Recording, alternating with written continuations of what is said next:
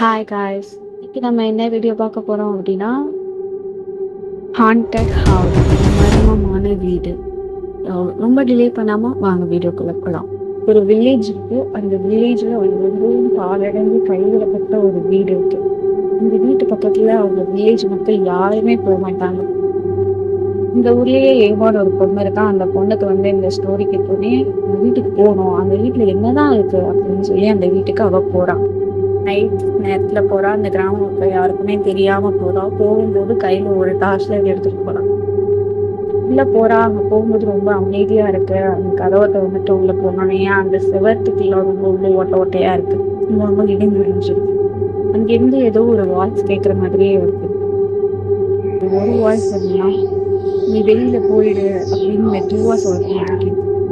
அவளுக்கு கேட்குது. இப்படி இவர் நின்றுட்டே இருக்கும்போதே இவளுக்கு பின்னாடி ஏதோ ஒண்ணு மூச்சு விடுற மாதிரி. அதை கேட்டு ரொம்ப பயந்துட்டான். அந்நேரம்னு பார்த்து அவங்க டார்ச் லைட்டும் திடீர்னு ஆஃப் ஆயிட்டே இருக்கு.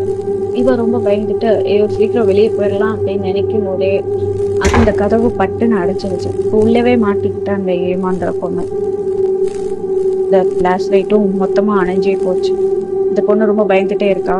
பார்த்தா அந்த ரூமோட கார்னர்ல ஒரு உருவம் மாதிரி தெரியுது.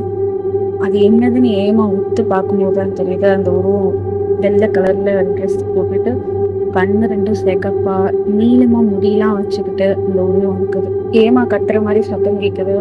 அதோட அந்த நாள் முடிஞ்சிட்டு. அடுத்த நாள் காலையில அந்த ஊர் மக்கள்லாம் வராங்க. என்னாச்சு அப்படின்னு பாக்குறாங்க.